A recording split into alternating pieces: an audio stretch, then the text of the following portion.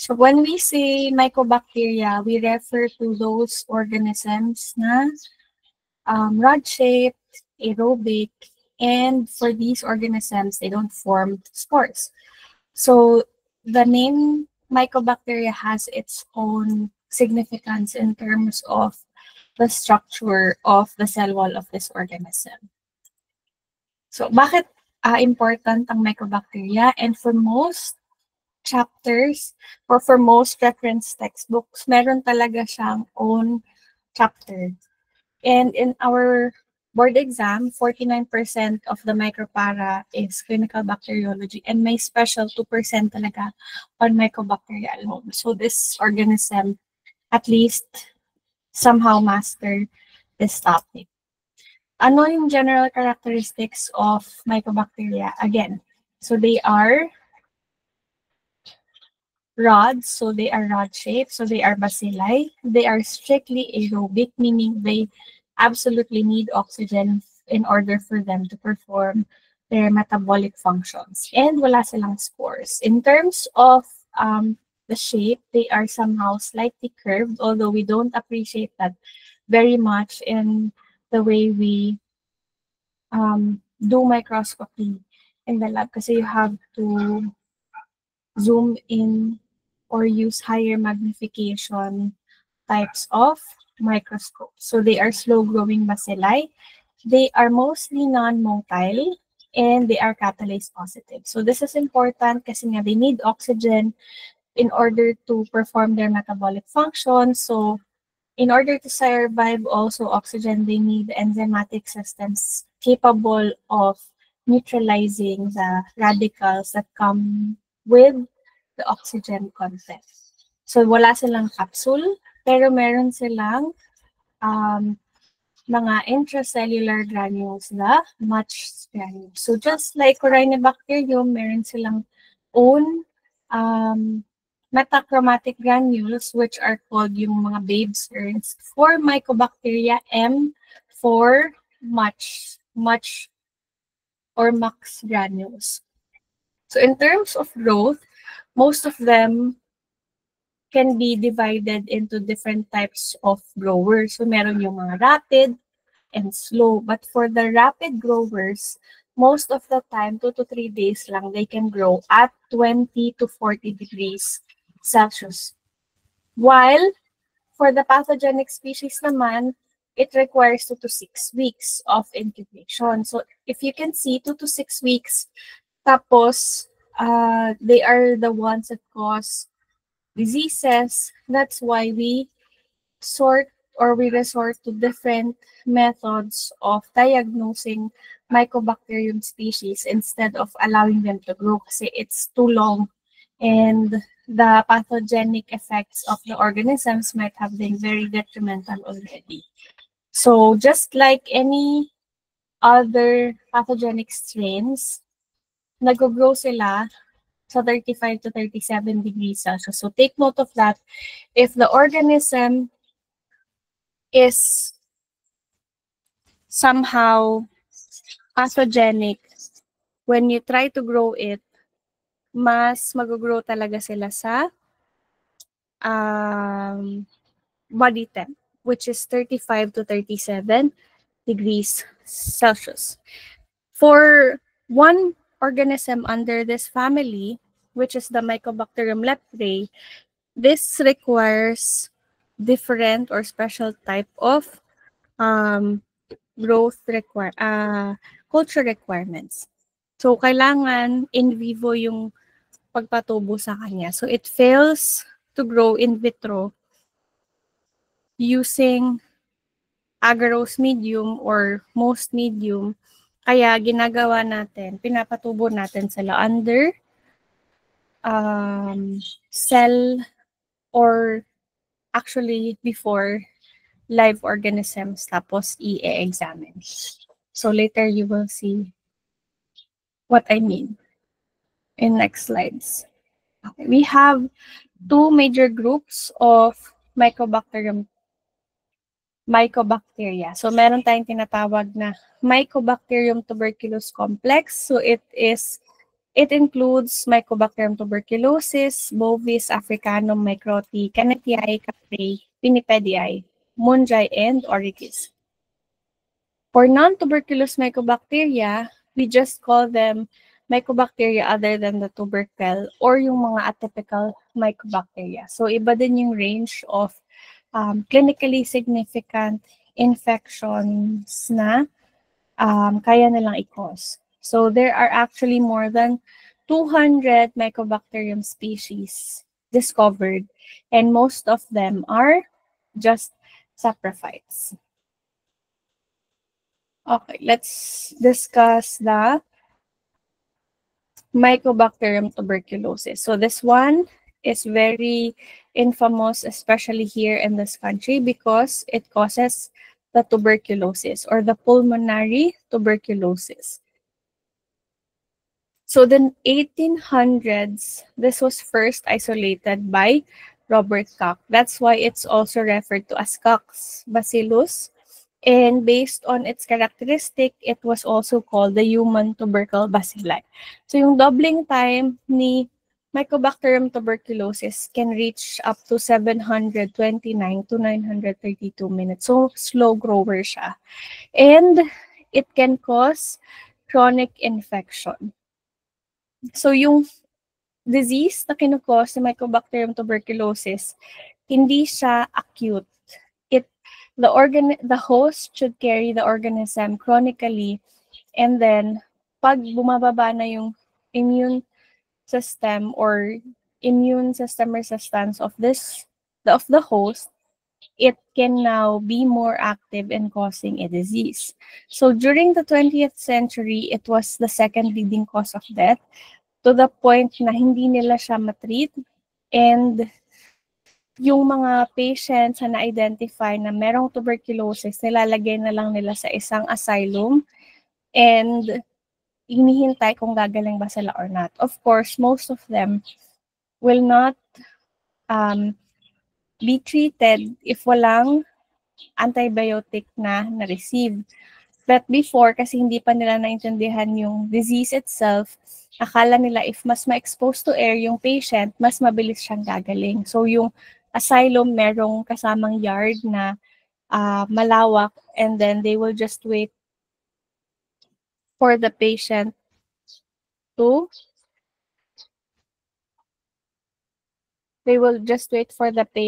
be healed. Pero most of them don't. So, kaya siya naging second leading cause of death. Up until nagkaroon ng isolation, nalaman na it's caused by a bacteria, and then they tried to form a treatment against it.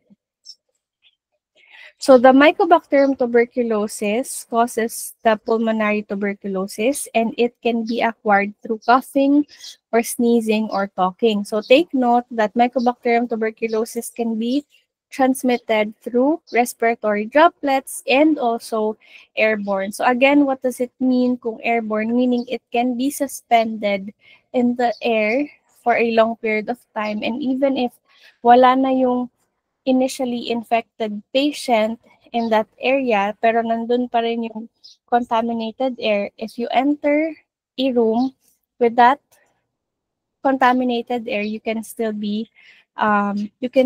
contract the Mycobacterium tuberculosis. So sometimes even up to 1 hour, pwede mag-survive pa rin si Mycobacterium tuberculosis sa air. So pagka merong patient na admitted tapos infected with Mycobacterium tuberculosis, they are placed in an isolation area, and if ma-discharge sila, the room will be decontaminated thoroughly before it accepts another patient. Okay. So in terms of pathogenicity, the Mycobacterium tuberculosis can grow intracellularly. So when an organism grows intracellularly, it is away from the recognition of our immune system. So kung meron tayong mga WBC that roams around, they cannot detect the existing Mycobacterium tuberculosis effectively kasi nakatago sila sa loob ng another host cell. So saan sila nakatago. Most of the time, they can stay intracellularly sa macrophage. And take note, for any organism to be able to enter a host cell, dapat meron siyang receptor. So the Mycobacterium tuberculosis is suspected to gain entry into the macrophage through cell surface molecule. So we have learned in anatomy that our cell membranes merong mga surface molecules or receptors, and sometimes those surface molecules can be utilized by organisms to gain entry inside the cell. So for Mycobacterium tuberculosis, yung ginagamit niya CR1 and CR3 complement receptors and mannose receptors. So nakakapasok siya through these receptors. Tapos once it enters intracellularly, so it can grow there, and then pwede siyang magtago dyan for a longer period of time. So nagkakaroon lang ng detection of this infection kasi if a host cell is infected with a foreign body, it releases signals outside so that other WBCs, for example, this T cell, can recognize na infected siya with a certain foreign body. And so, ito na yung magta-try mag-formulate ng immune mechanism against the Mycobacterium tuberculosis. So, that's one way of causing infection. Okay, so this is another illustration or picture showing the pathogenesis of tuberculosis. So when a person is exposed to Mycobacterium tuberculosis, they can develop tuberculosis depending on the strength of their cell-mediated immune response. So when that happen, halimbawa, very aggressive yung bacterial strain, the tuberculosis agent will usually first affect the lungs and then can spread through respiratory droplets or airborne sa other individuals. So ngayon, if the host is medyo immunocompromised, so the Mycobacterium tuberculosis can cause the disease sa lungs and it will cause the tuberculosis itself. So, dito sila tutubo mostly sa apex, and then they will cause an inflammatory response sa lungs. So, nagkakaroon ng formation of phlegm, and then nagkakaroon ng damage in the blood vessels or capillaries involved in the lung tissue. So, kaya nagkakaroon ng blood-tinged sputum yung mga patients na infected with Mycobacterium tuberculosis. So, bakit sila nagsistay sa apex ng lungs? Because, di ba, Mycobacterium tuberculosis are aerobic organisms, and in the lung structure, mas mataas yung oxygen content sa taas kesa sa base. While in the apex of the lungs, mas mababa yung perfusion kasi konti lang yung blood vessels involvement dito sa taas. Dito sa baba naman yung more on involved na maraming blood vessels. So, mas perfused ang base of the lungs compared sa apex. And mas mataas ang oxygen here. So, mas gusto ni Mycobacterium tuberculosis na magstay dito sa taas. Okay. So, when a host naman is immunocompetent or healthy yung immune system nila, di ba sabi natin kanina, once the Mycobacterium tuberculosis grows inside the macrophage, and then the macrophage will recognize the existing foreign pathogen inside, it will release different signaling molecules. So, lalabas mag-release siya ng mga ganitong signaling molecules. Tapos, when that happens, it will recruit other WBCs papunta sa loob ng kung saan yung site of injury or kung saan yung WBC infected with the Mycobacterium tuberculosis. And then when that happen, it will attract certain lymphocytes. So nagkakaroon ng formation of what we call as a granuloma.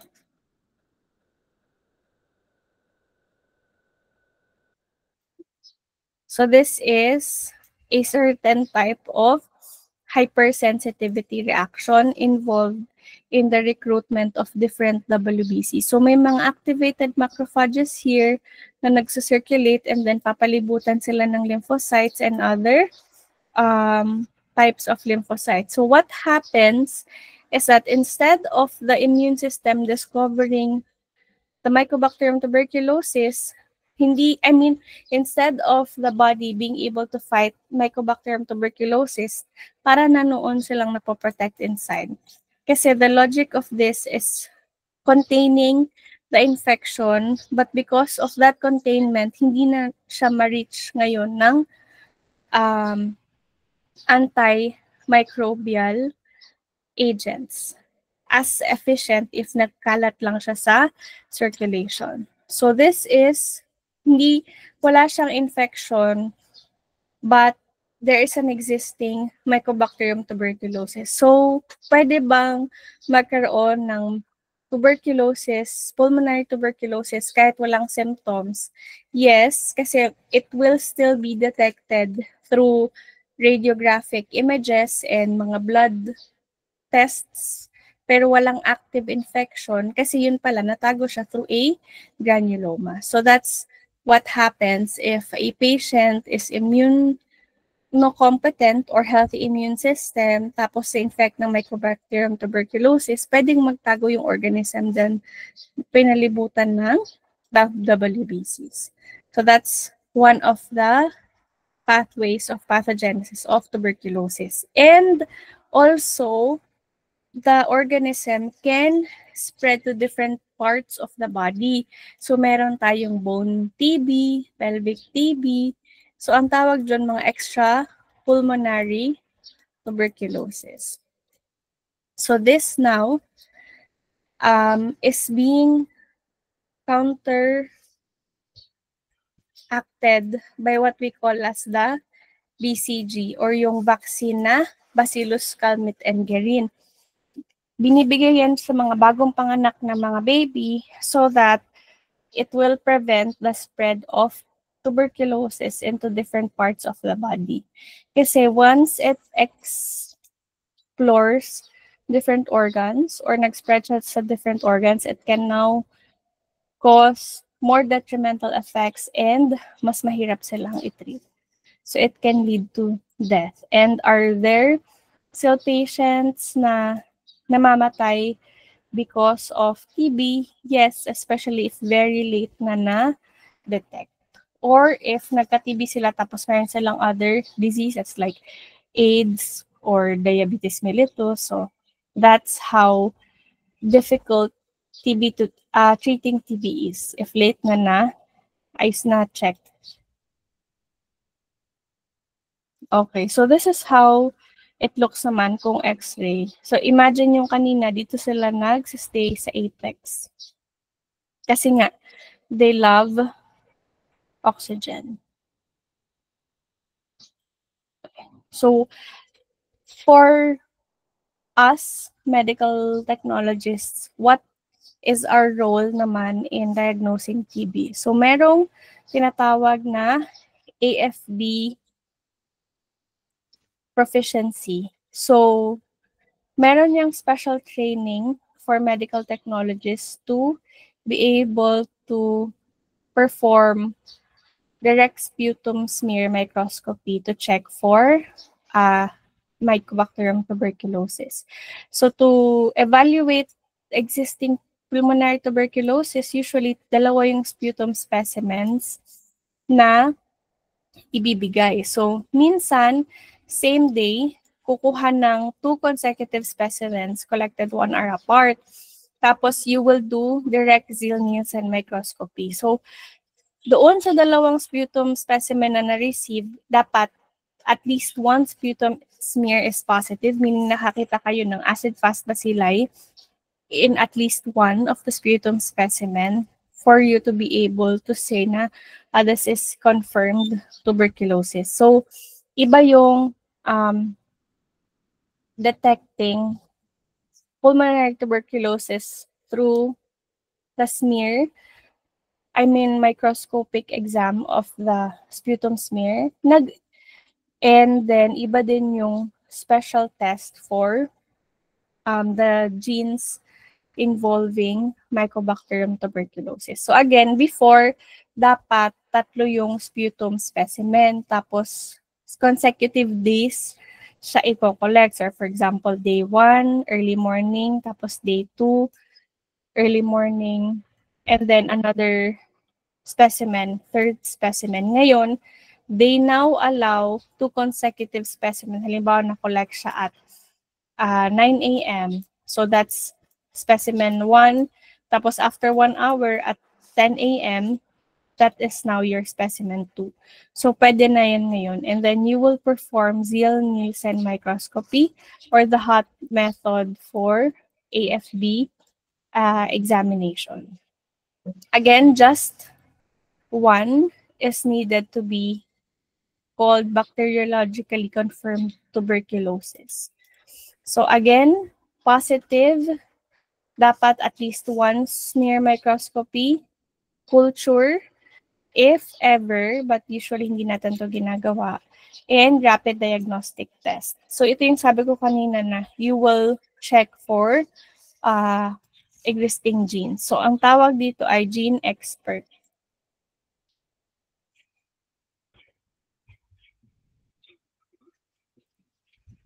Gene expert.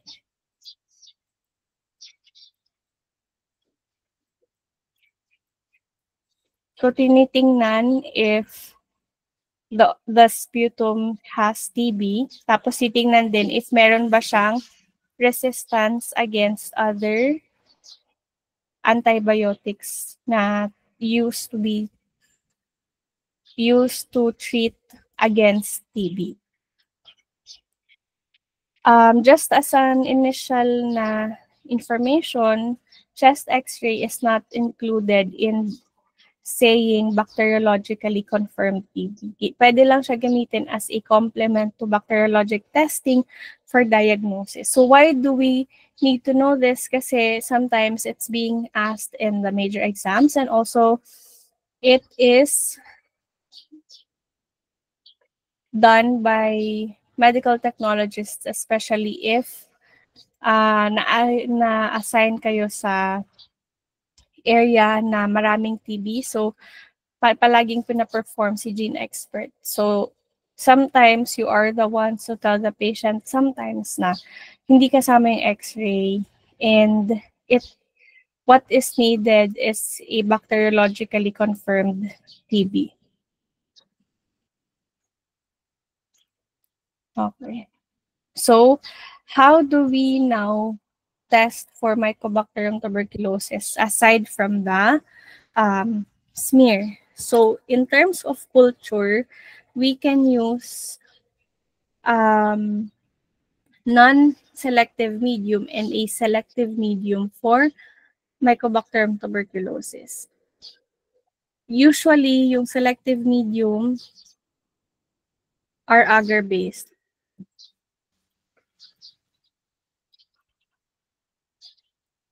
So, meron tayong tinatawag na semi-synthetic agar media. Meron din tayong tinatawag na inspissated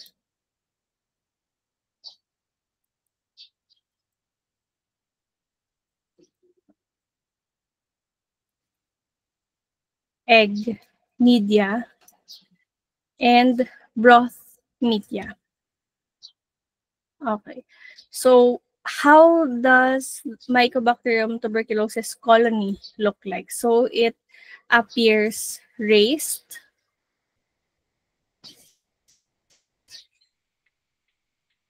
Tapos, cauliflower appearing. So, para siyang cauliflower. You can see here. Yan.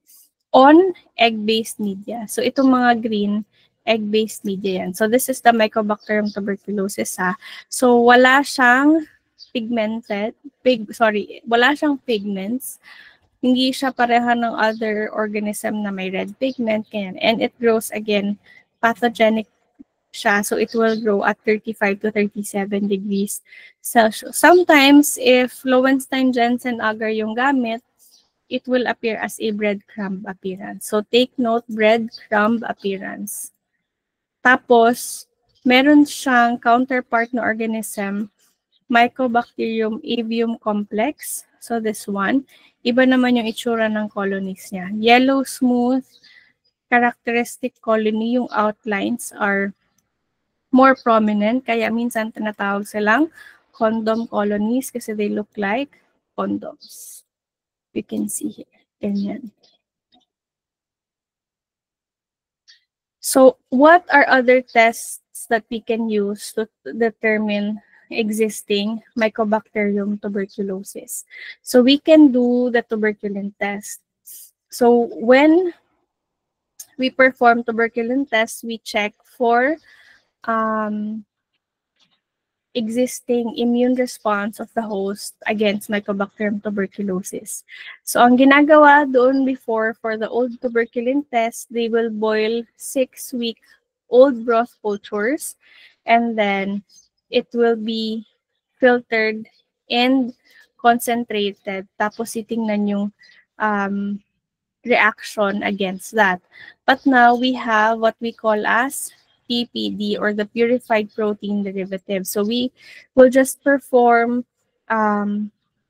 preparation of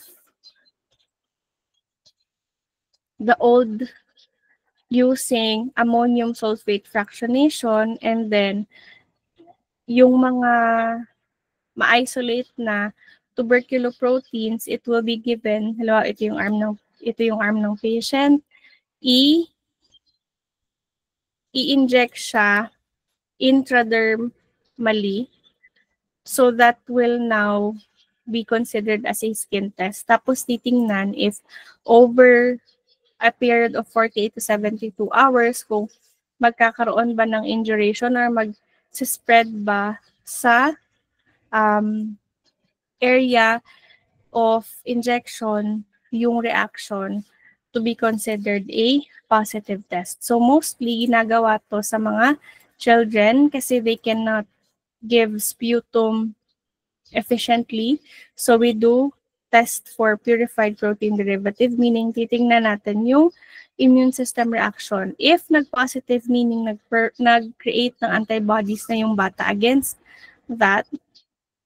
And then with associated symptoms, so we can consider that patient as positive. So ganito itsura. So we have different methods of performing tuberculin test. Methods of administration ha. First, Mantoux test. So take note of these kasi tinatanong talaga to sa board exam. So ang ginagawa is intracutaneous injection. And what is the standard dose? 0.1 ml of the purified protein derivative or 5 tuberculin units. So this one, Mantoux, pag 1 per K, you will scratch the tuberculin into the skin. Pag Volmer patch test, pag patch meaning dinikit lang yung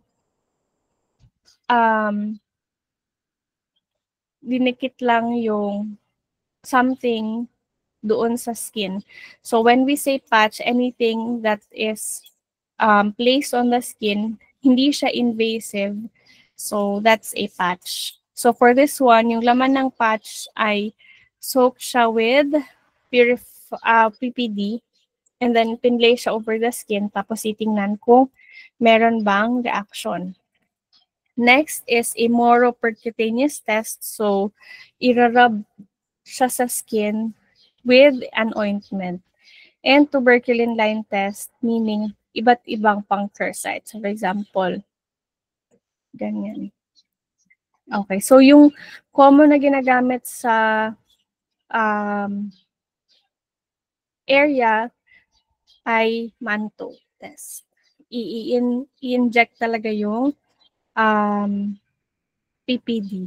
Tapos titingnan kung gaano kalaki yung growth of the induration. So pag lumampas sa original, so that's considered positive. Okay, so this one. 0.1 ml of tuberculin units. So 48 to 72 hours. So histologically, ganito yung itsura niya.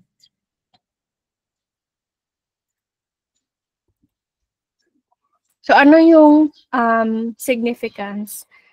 This tuberculin test can determine if meron bang recent or past infection, pwedeng with or without disease. So it just shows na the organism has developed hypersensitivity to the proteins of the organism, indicating na nagkaroon na ng previous exposure.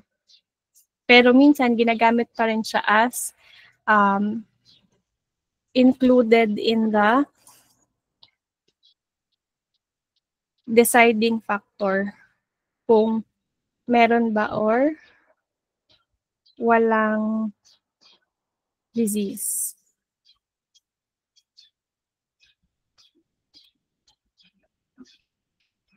So how big is the induration dapat for us to consider it as positive? So dapat more than 10 millimeter.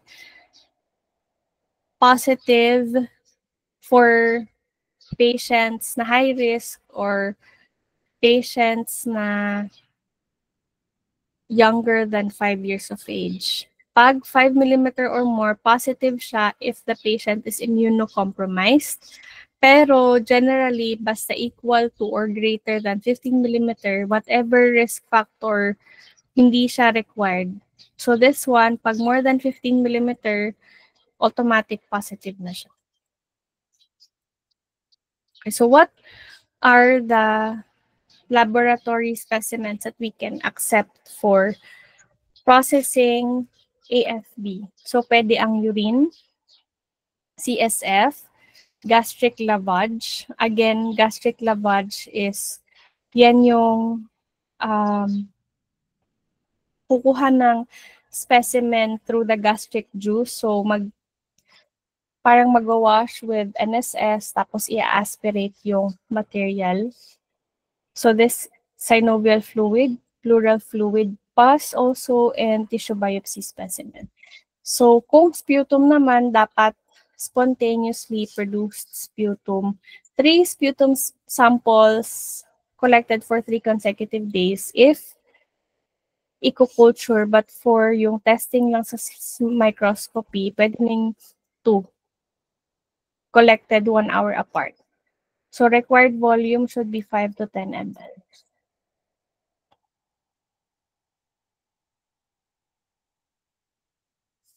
So gastric aspirates or yung gastric lavage, that is for children younger than 12 years old na hindi makaka-produce ng sputum. Pero mostly, ginagamit siya sa mga infants na admitted sa hospitals. 3 specimens collected within 3 days. Another thing for gastric lavage, dapat walang food intake ang patient. So imagine if the patient will have gastric lavage, whole night silang walang kain. And most of the group of patients that are being asked to do this ay infants or mga baby. So kawawa naman sila if hindi ma-process or hindi makuha ng ayos yung gastric lavage. Kasi they have to fast again overnight.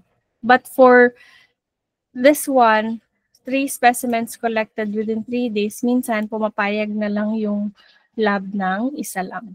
So depende sa protocol ng laboratory. Urine, dapat minimum of 15 ml. First morning midstream specimen. And for stool, ginagamit siya if the patient ay infected with HIV or has AIDS.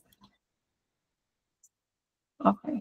So how do we process specimen? So kailangan mo nang mag-perform ng decontamination and digestion. So the specimen should be centrifuged in a high centrifugal force type of method so that the mycobacteria can be concentrated. So take note of this kasi this is always being asked. So ang specimen should be centrifuged at 3,000 gravitational force for 15 minutes or 2,000 for 20 minutes. Take note, 3,000 for 15 minutes or 2,000 for 20 minutes. So decontamination of mycobacteria, you can use N-acetylcysteine. So kailangan kasi ma-breakdown yung proteins involved in the sputum or else hindi ma-isolate properly yung organism. So N-acetylcysteine or 2% NaOH. So take note, the N-acetylcysteine is the one that splits the disulfide bonds. Siya yung pang-digest. And sodium hydroxide na 2%, siya yung pang-decontaminate. So that is the antibacterial. So this is the most common method used. So pwede rin yung Zephyran, trisodium phosphate with benzalkonium chloride if you suspect na merong Pseudomonas present in the sample. Pwede rin na dithiothiethyl instead of N-acetylcysteine kasi ito yung available commercially. It's known as sputolysin in terms of brand. Or pwede rin na 4% sodium hydroxide. So isa lang siya na agent. It can act as a mucolytic and also as an antibacterial agent. Pero dapat 15 minutes yung exposure. Again, before ma-process yung specimen, kailangan i-decontam and i-digest. And ito yung most common method used.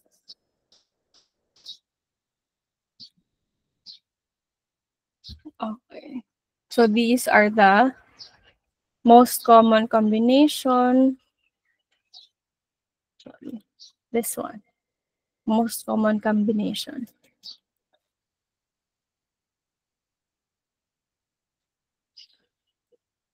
So other methods, pwede gumamit ng 5% oxalic acid or 1% cetylpyridinium chloride.